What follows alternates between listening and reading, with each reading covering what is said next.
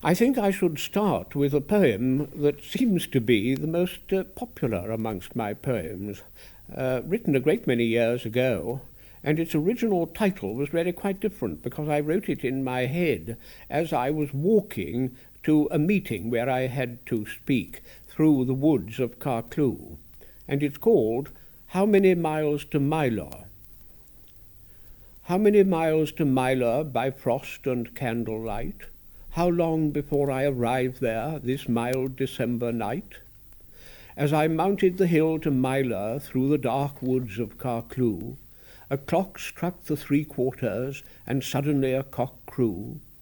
At the crossroads on the hilltop the snow lay on the ground, in the quick air and the stillness, no movement and no sound. "How is it?" said a voice from the bushes beneath the rowan tree. "Who is it?" my mouth re-echoed, my heart went out of me. I cannot tell what strangeness there lay around Carclew, nor whatever stirred in the hedges when an owl replied, "Hoo, hoo!" A lamp in a lone cottage, a face in a window frame, above the snow a wicket, a house without a name. How many miles to Mylor this dark December night, and shall I ever arrive there by frost or candlelight? I think I should read to you a passage about an early member of my family in the village of Tregenisse, which comes in a book called A Cornish Childhood. It's the first of several volumes of autobiography, and perhaps the one that's best known. CHEELIE was a regular card, and to judge from the stories told of him and the impression he made on all who knew him, he was a born actor.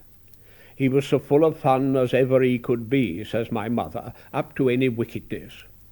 After the day's work was over, he would change, take his music, and go over to the village, playing as he went. He was a great hand at dressing up and frightening people, and all the regular amusements of the village, only he was the ringleader and chief performer in them all. "Now look here," said my mother, who used not to encourage him, "you ain't going to have any of my things to put up, so go on." But nothing daunted him, nothing would stop him. Old Betsy Hicks, who lived in a cottage at the top of Back Lane, was a preordained victim for his games and pranks. My father used to tell how one dark winter's night CHEELIE made a turnip lantern, placed a lighted candle in it, fixed it on to a clothes post, and bobbed it up and down outside Betsy's bedroom window.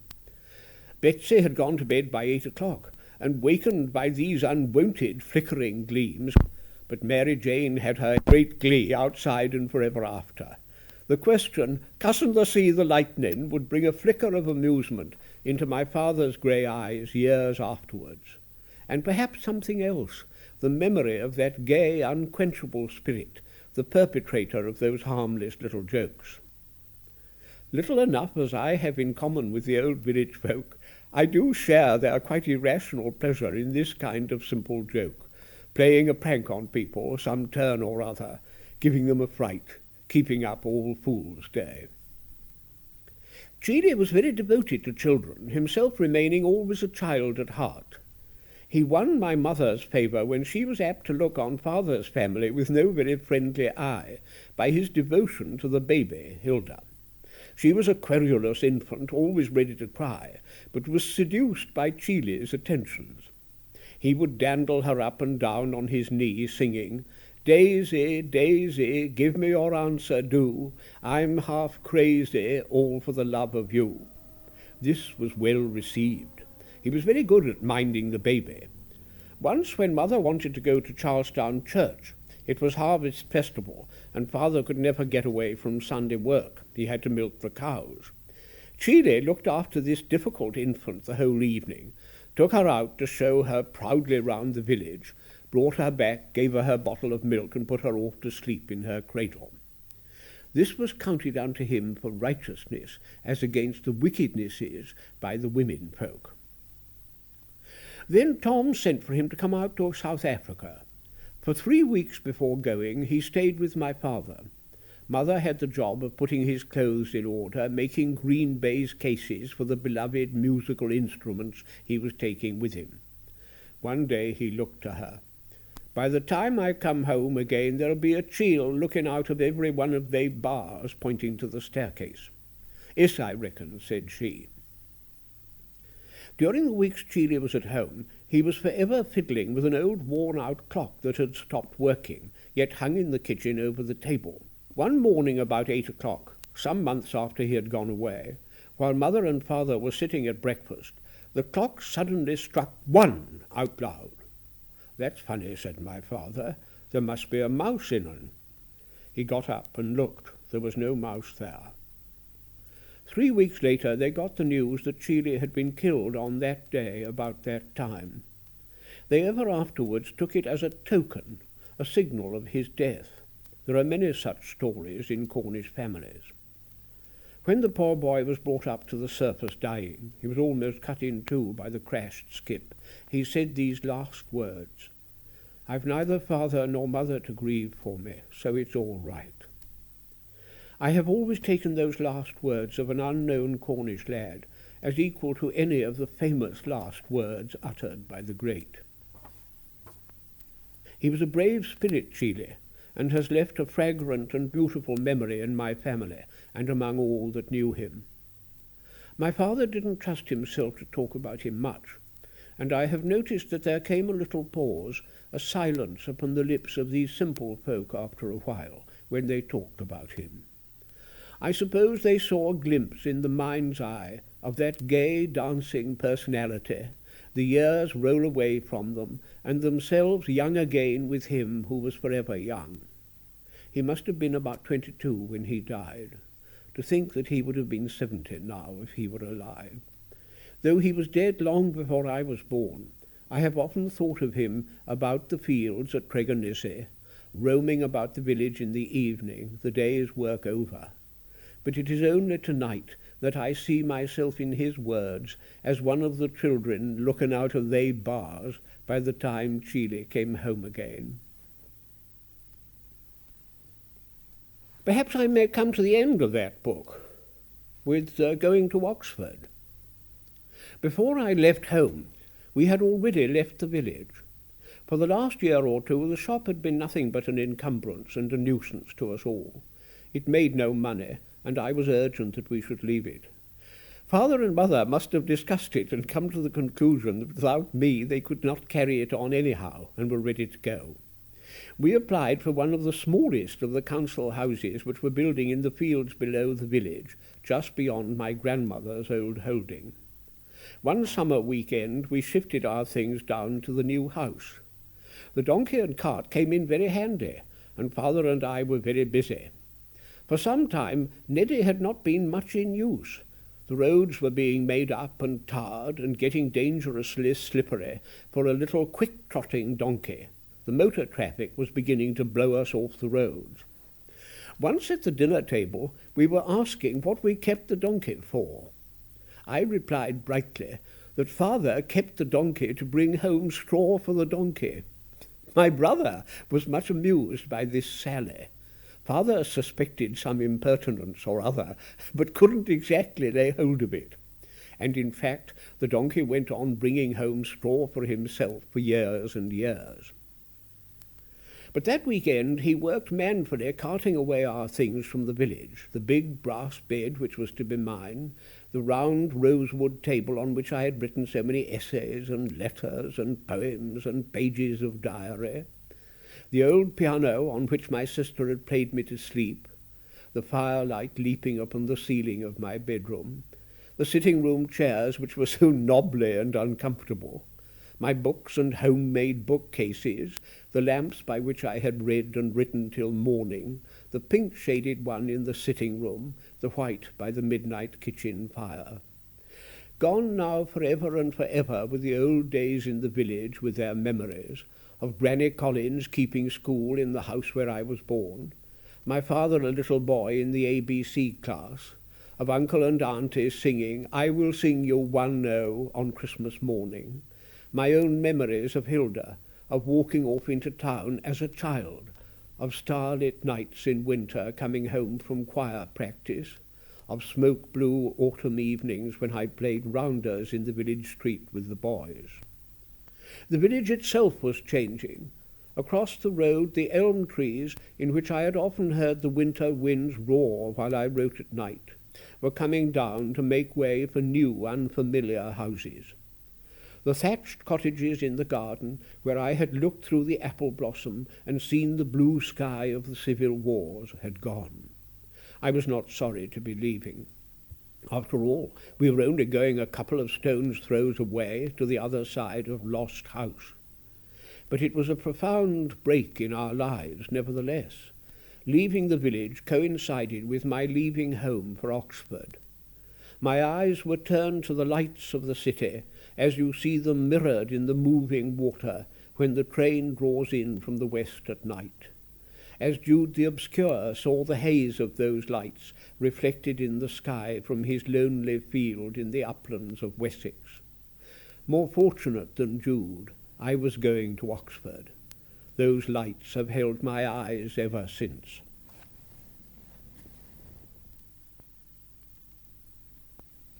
I think you might like to hear a poem about wartime, as it was here in the countryside around St. Austell.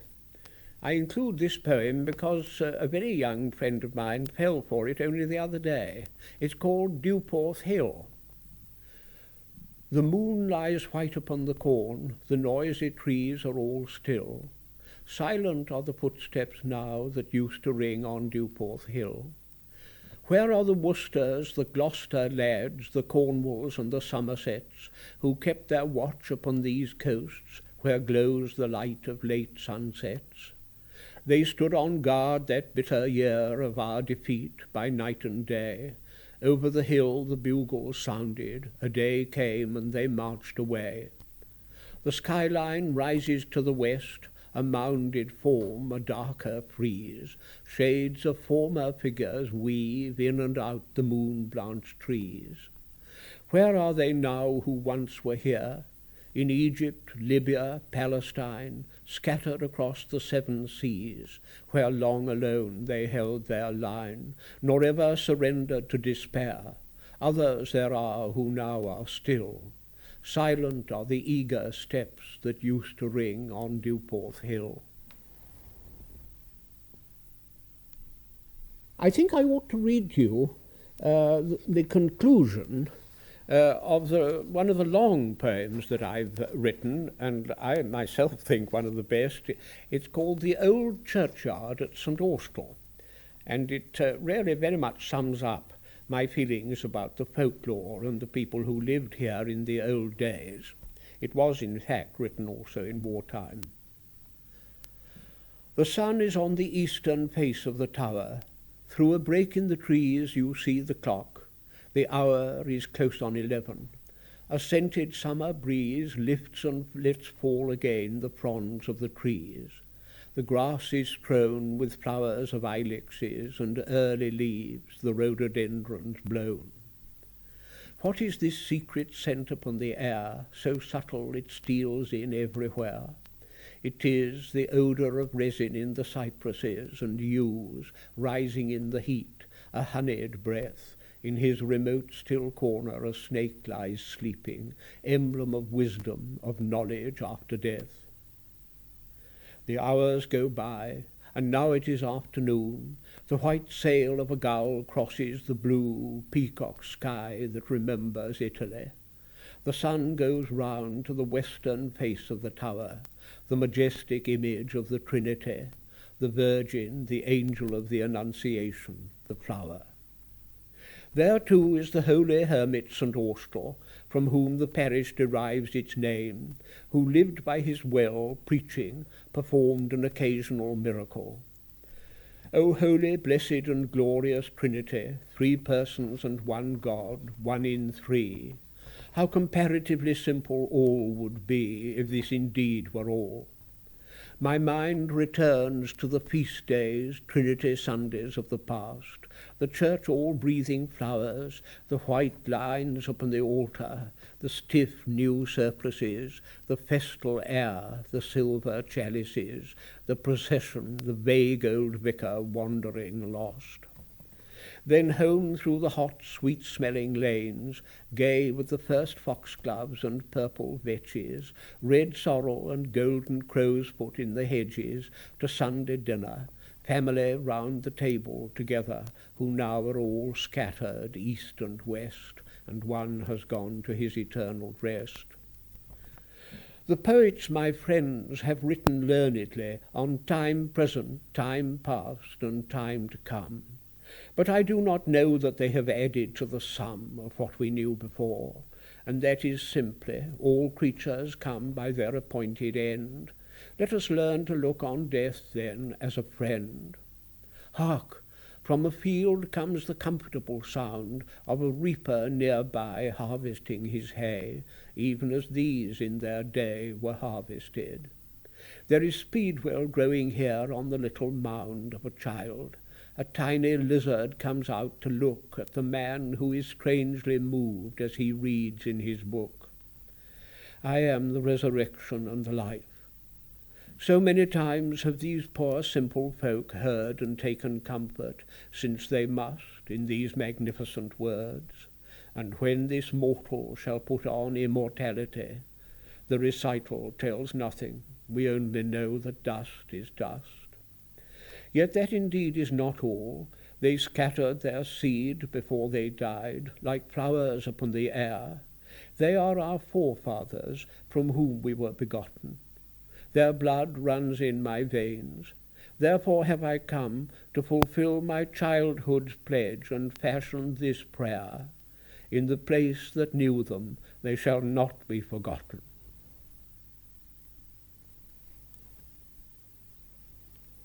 Well, in prose, I've got something that might compare with that, and it is the conclusion of rather a weighty research book of mine, because my business at Oxford was mainly research. It's the concluding paragraph of a book called TUDOR CORNWALL.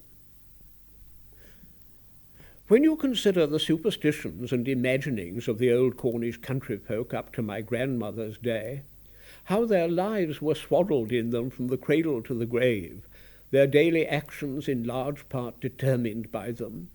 So many things you wouldn't think of doing, like starting a journey on a Friday, or looking at the moon through a pane of glass, or failing to wear something new on Whitsunday. Their minds haunted by ghosts and fears. You have a fair idea of what the minds of these people in the 16th century were like. It was a life full of shadows that frightened them, and dangers that might come home to them. How much more so in those days, when their fears had the sanction and even the corroboration of the elect and the intelligent, when a uniform religion existed to enforce its lessons and draw the moral. However, no doubt it filled up life for them, made it more interesting and exciting, more mysterious and incalculable.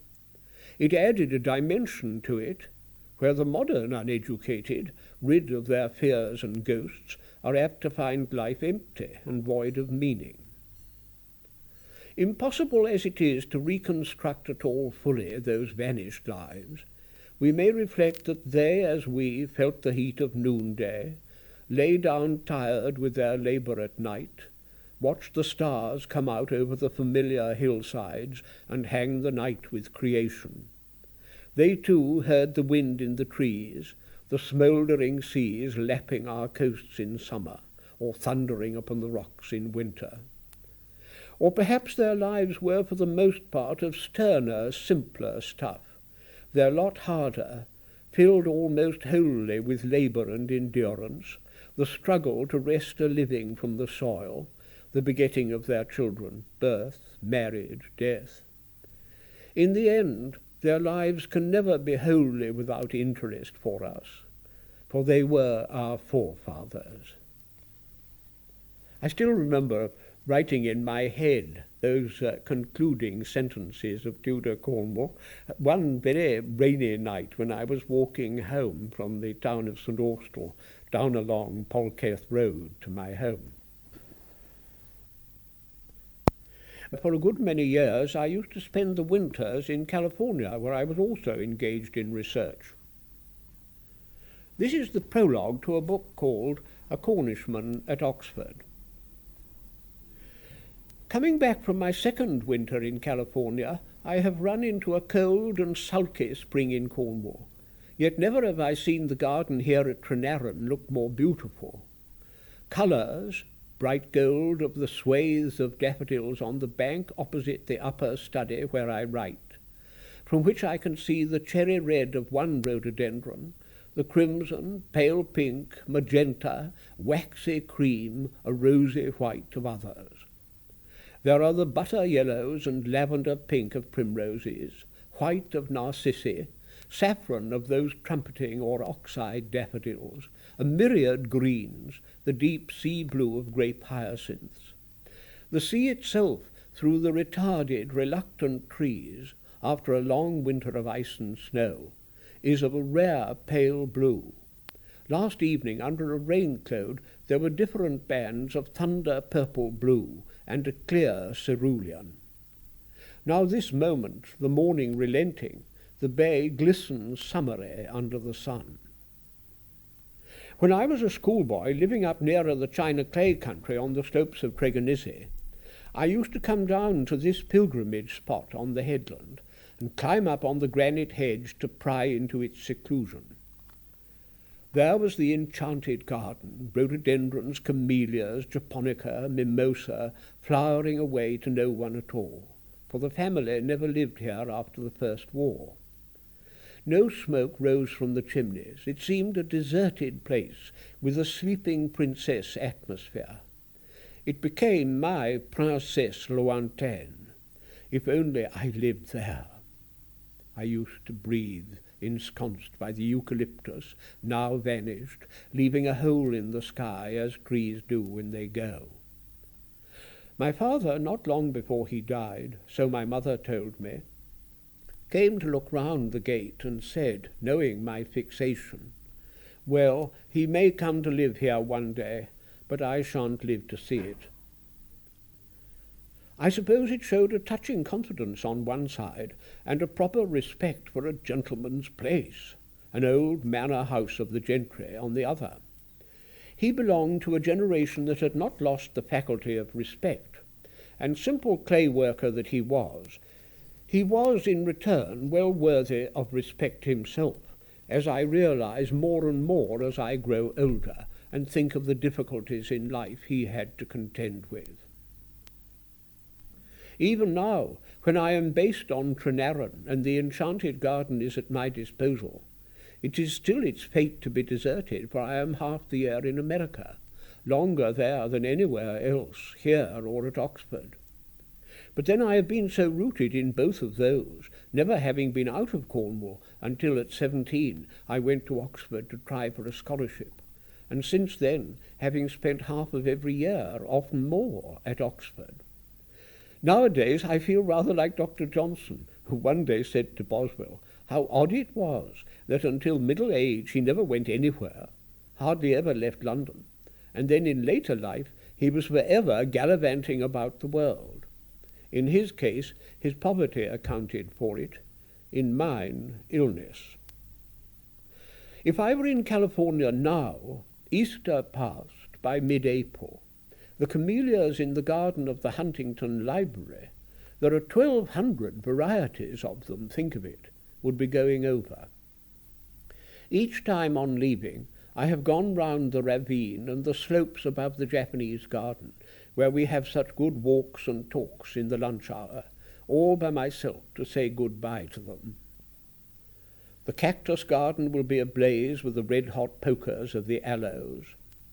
The full-grown corycia with magnolia-like flowers white against the blue Californian sky now over. So too with the sweet-smelling osmanthus or tea olive, scattering its fragrance over the porch where we take a mid-morning break. The lemony scent of South African sertanthus coming up from below. But the fleshy-leaved crinum with its Annunciation lily flowers will be coming on, as they will be here for summer, along with the deep sea blue of agapanthus, both serving as a link between Cornwall and California. Though here there are no mountains like the San Gabriel range I have in view from my window there, ochre-coloured and shadow blue, Pale lavender this winter, dusted with white at the top, and the farthest peak of Old Baldy, a serrated cone under snow. There are so many links and comparabilities between Cornwall and California, not only the flora or the climate. The climate of Cornwall is much that of northern California, mild and damp, not that of southern California, where I passed the delicious winters, but also among the people and the memories. Cornish miners have left their marks everywhere where there are minerals. Up in the high Sierra behind Sacramento, there are still two communities largely Cornish, Grass Valley and Nevada City, with their graveyards full of familiar names. In San Diego for Christmas, with the peninsula of Point Loma dominating the inlet much as Pendennis does Falmouth Harbour, I was surprised by the number of Tree, Paul, Penn names in the telephone directory. I need not have been, for there must be more Cornish folk in the United States than there are in Cornwall. Like William Saroyan with his 300,000 Armenians, perhaps I am a kind of Saroyan, an inadequate one, of the Cornish folk scattered about the world.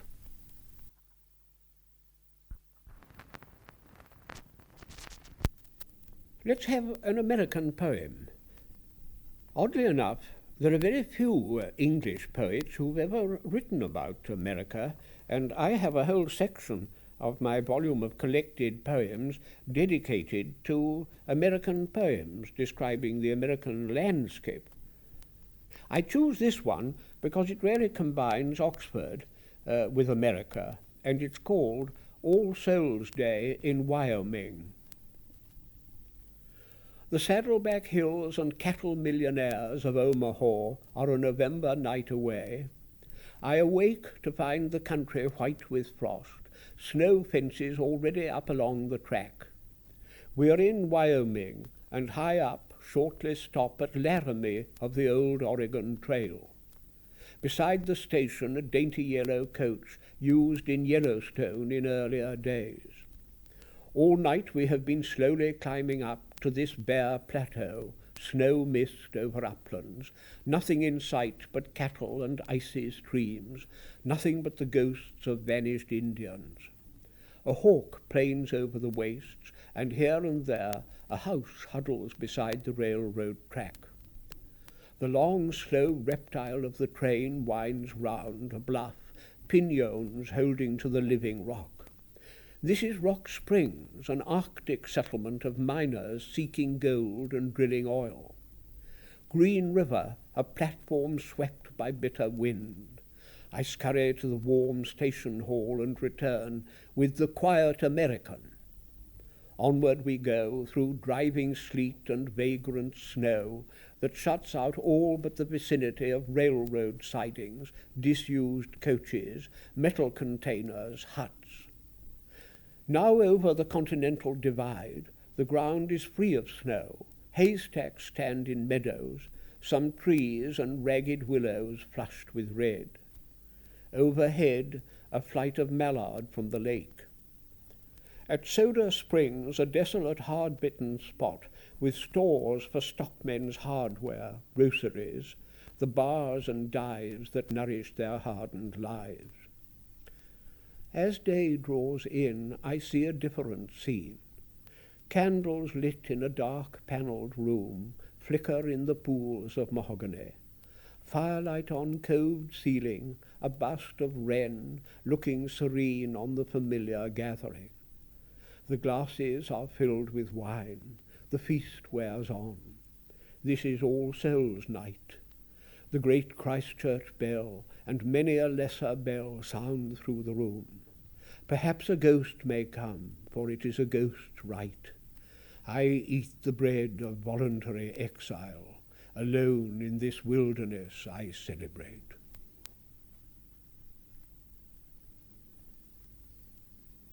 I think I should read you a piece from a book called A Cornish in America, which I think of rather curiously as a kind of sequel to my earlier book about Tudor Cornwall. and this describes a Cornish settlement in the west of Wisconsin. At Mineral Point itself, a memorable work of preservation has been accomplished in Shake Rag Street by the devotion and skill, the scholarship and taste of Robert Neal. They call it, by the way, Shake Rag Street because the old Cornish lead miners there would be working out in the open cast workings on the hillside, and their wives in the cottages would shake the duster out of the window and say, "Come in, your pasty's ready." Many of the admirable old limestone houses of the first generation had been torn down when Bob Neal decided to save and restore what had been left and fill them with the precious objects the old people brought over with them. Pieces of good furniture, their Staffordshire china figures, clocks, trinkets, their few books. The result is a charming, if fragmentary, late Georgian street, where one may fancy oneself in St. Day or Tucking Mill, Iluggan or the outskirts of Camborne or Redruth. Within, amid recognisable surroundings, one may regale oneself upon Cornish pasty, veal and parsley pie, beef truro, saffron cake and buns, and even Cornish cream. The whole place is a work of recreation, a labour of love for Cornwall. Well, what about the old folk who went over there in the 1830s and 1840s when there was no work for them in Cornwall to find work in the lead country of Wisconsin and the copper country of Michigan? The Cornish, though quite uneducated, were sharp and shrewd. Some 75% of the immigrants over there were illiterate. There had been no schooling for them in Cornwall in those days, and we may imagine that in the early days in the lead region, schooling was rough and ready. Thomas Arthur, the genial proprietor of the leading general store in Dodgeville, taught school as a young man during the winter months. He evidently had something better to do in the summer. It is a Willa Cather world. If only there had been a Willa Cather to record the life of this pioneer generation of Cornish. What struck people most, as in the copper country of the Upper Peninsula of Michigan, was the strong and unmistakable Cornish dialect. In the summer of 1895, as a young man, Louis Copeland toured the lead region on a bicycle collecting material. He was just in time to hear from the last members of the pioneer generation their habits of thought and speech from their own lips. He wrote down some of them, and again late in life, this admirable, long-lived old gentleman recorded specimens of their speech on tape, for the authenticity of which I can vouch. The ignorance of the old people is rather touching. With no knowledge of geography, they can hardly have known, some of them, where they were. One of them, asked how far Cornwall was from England, replied, "I couldn't tell exactly, but 'tisn't far apart." One old woman, noticing the Wisconsin moon for the first time, said to another, "Mary Ann, do 'ee come out here? Do 'ee see that moon? I really believe 'tis the same old moon we'd have in Cornwall." At a class meeting, an old miner was praying till he was out of breath. "I see un settin' on a heavenly throne, surrounded with a passel of angels." Coming to, he corrected himself, "I do mean a multitude." We see that what instruction they did get was based on the Bible. This did not wholly obscure their common-sense judgment. Aunt Jane, old ladies were universally called aunt in Cornwall, was not unduly impressed by a new preacher. "I'd a feel fine and sorry for 'ee. He'd look wished sticked up there like nothing." Wished is the Cornish word for miserable. And then there is the rather macabre sense of humour that they had. Witness the following exchange. "He warn't waiting for me when I come by. He was hanged up by the neck in the stable." "Did he cut un down?" "No, I didn't cut un down. He warn't dead yet."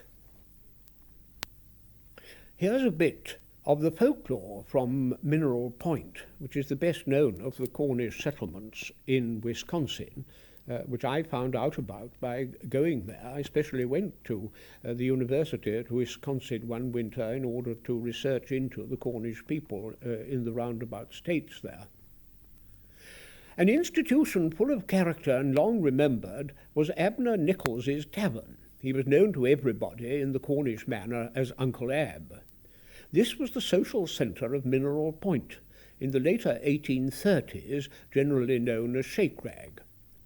It was then a village of log huts and shanties along the ravine, 7 dry goods stores, 4 public houses, 4 grocery and liquor stores, 2 smithies, a couple of hundred or more houses, a population of 12 to 1,500, of whom 400 were miners.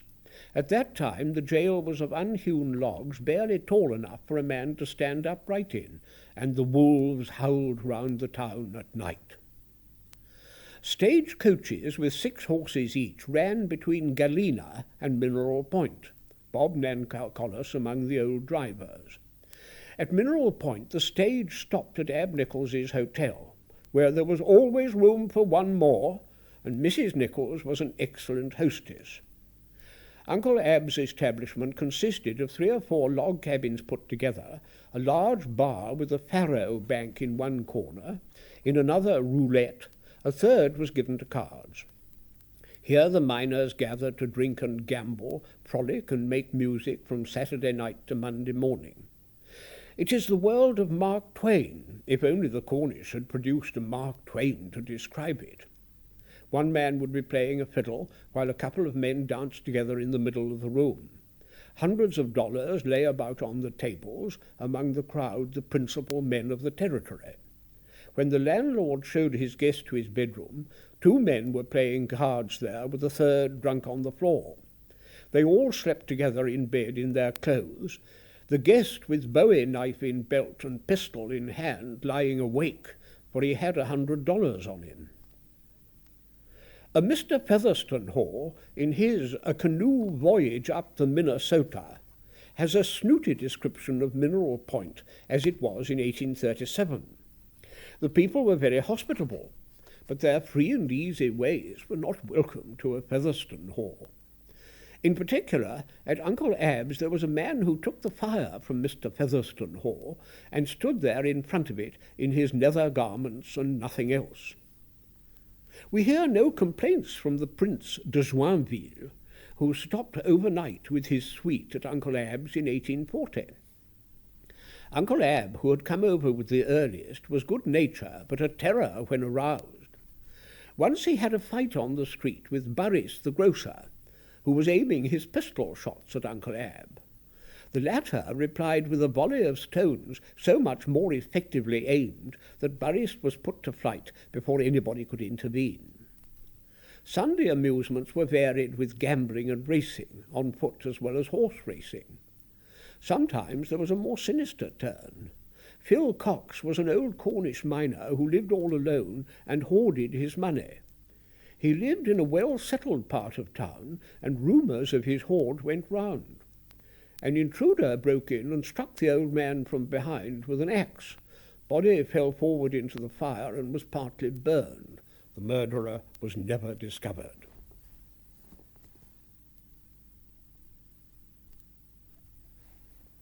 Perhaps we may move from Wisconsin back to a most lovely and rather unknown spot at home by the River Fowl. And it's described in this poem under the name of Ardevera Vir, which is actually its name. Ar means the, Devera means water, and Vir means great, so it means the great water. At turn of tide, clear sky, 7th September morn, a boy goes sculling by, down river from ruined Lanihorn. The secret flats of the Fowl reveal unnumbered birds, mirrored in quiet waters, a world still beyond words. Behind a screen of elms a deserted house is there, haunted by its echo, Ardevera, Ardevera Vir. A herringbone hedge of stone, a lodge at the entrance gate, an orchard of unpicked apples, for whom or what does it wait? Evidences of former love and care on every side, the anchorage, the quay, no one comes now at the turning of the tide. A planted berberis sheds its berries on the ground, from the windlass and the well no movement ever and no sound. The pretty panes are broken, blackberries ripen on the wall, peer in through the windows whence no one looks out at all. No one looks out any longer across the creek to the farm. From candle-lit doorway to attic, no signal of joy or alarm, nor any motion of footfall beneath ceiling or rafter by day. All laughter, all merriment over, the ghosts have their way. A house alone with its shadows, the floors strewn with sharp glass. What may have happened here? At Ardevera Veer, what estrangement come to pass? Only an echo replies into the listening morn, as the solitary sculler moves silent down river with the tide from ruined Lanihorn.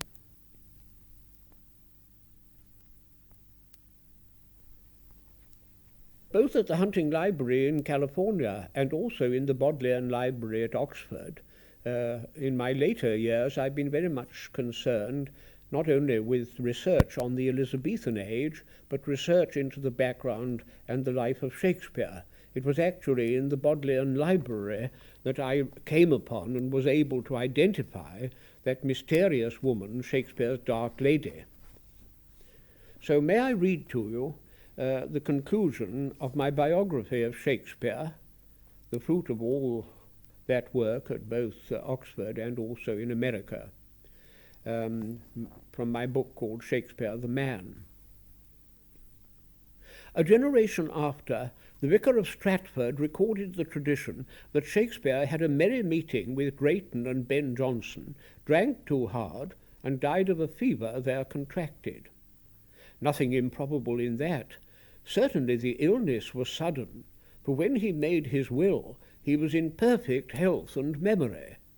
A month later he was dead. He died on the 23rd of April, St. George's Day. Shakespeare died as he had lived, a conforming member of the Church of England. His will makes that perfectly clear, in fact puts it beyond dispute, for it is the regular Protestant formula. I commend my soul into the hands of God my Creator, hoping and assured, by believing through the only merits of Jesus Christ my Saviour, to be made partaker of life everlasting.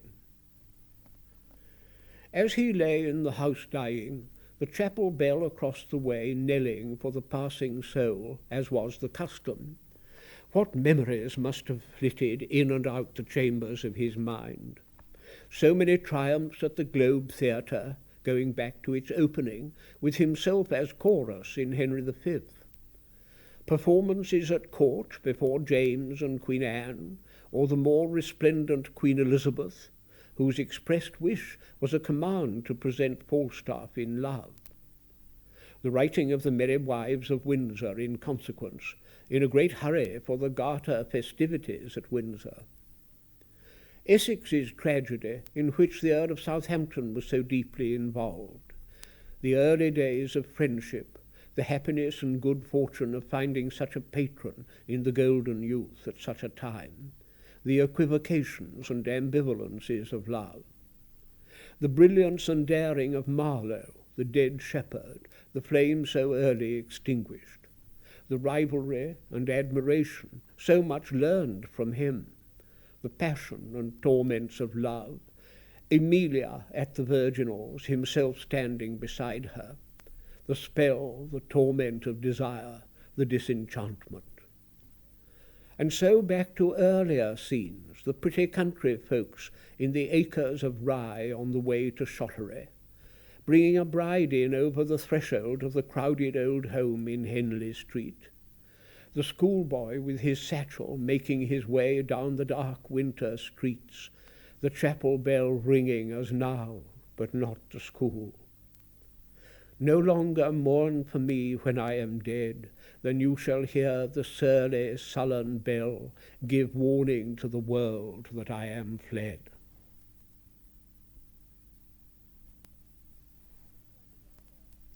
Would you like a rather light-hearted poem, which I wrote really to celebrate the Poet Laureate's 70th birthday, my friend John Betjeman? And it really wanders across the Tamar into Devon. It's a poem called Mary Tavy. Mary Tavy, blinking in the August sun, we draw up at the churchyard gate after a Sunday morning run, up the valley from Tavistock, skirting the edges of the moor. No one for church at Peter Tavy, silent the bells and locked the door. On we go around the gorge, over the narrow bridge we slow, a couple of fishermen at the weir, this summer's drought, the water's low. And all around is spiritual drouth, nonconformity in Devon dried up, the Methodist chapel shut, no one to go that way to heaven. And what shall we find at Mary Tavy? Apprehensively we search up the path and in at the porch, to find the parish all in church. 6 candles flare upon the altar, there all dressed in ferial green. Out from the vestry pops the priest, biretta and chasuble brightly seen. Shuffling behind his acolytes too, spectacles on the tip of his nose, under the rood screen into the chancel, and up the altar steps he goes. All 3 genuflect together. He takes the incense boat in hand, gives the altar a thorough censing, while very reverently we stand, and all the parish sings the mass in plain chant to the manner born, the Gloria first. It's all as if the Reformation had never been. Here on the western slopes of Dartmoor, the incense mingles with morning air. Lost in thought, I lose my place, look up, and see the priest is there, coming down the aisle, with flick of wrist, besprinkles the folk with holy water. Unaccustomed to my surprise, I suddenly receive a spatter. Unexpectedly sanctified, rather abashed, we beat a retreat. The mass goes on, but all around at Mary Tavy the air is sweet.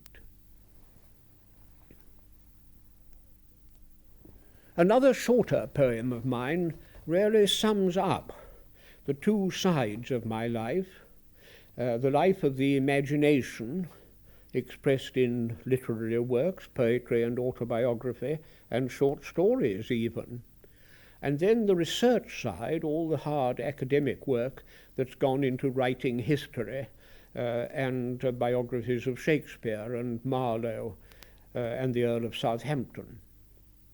The poem is called The Choice. Oh, look at all the apple blossom, the buds of May, that dress with white and glimmering array the lawns of spring at this mid-moment of evening. Oh, look at the lemon green of lime, the gold of beech, the dark yew, the plumes of poplars that wave and lean together to the east. All the trees in the garden are singing in the silence. O life, O world, O time, if only one might arrest this moment. But time and life move on into a world that knows one not. Look now upon this other side, the formal magnificence, the Roman world of stone, the wheeling dome with its volutes and urns, this learned prison, the walls that shut me in, this ribbed and shuttered quarry, the coldness of the tomb, this cemetery with its ordered monuments. Like a madman I go from one side to the other of the room, look out upon this and now on that, avid of life, by dream and fever of mind possessed, poised like the frozen eagle for flight into the unknown, like him confront the formal west, turned like him to stone.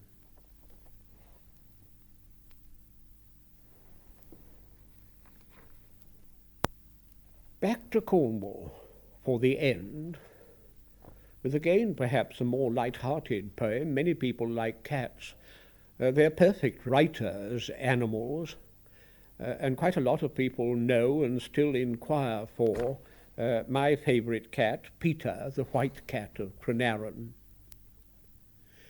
He was a mighty hunter in his youth, at Palmere all day on the mound, on the pounce for anything moving, rabbit or bird or mouse. My cat and I grow old together. After a day's hunting he'd come into the house, delicate ears stuck all with fleas. At TRENARREN I've heard him sigh with pleasure after a summer's day in the long-grown leas. My cat and I grow old together. When I was a child I played all day with only a little cat for companion, at solitary games of my own invention, under the table or up in the green bay. My cat and I grow old together. When I was a boy I wandered the roads up to the downs by Gaunt Carn Grey, wrapped in a dream at end of day, all round me the moor, below me the bay. My cat and I grow old together. Now we are too often apart, yet turning out of Central Park into the plaza, or walking Michigan Avenue against the lake wind, I see a little white shade in the shrubbery of far-off TRENARREN, never far from my mind. My cat and I grow old together. When I come home from too much travelling, cautiously he comes out of his lair to my call, receives me at first with a shy reproach at long absence, to him incomprehensible. My cat and I grow old together.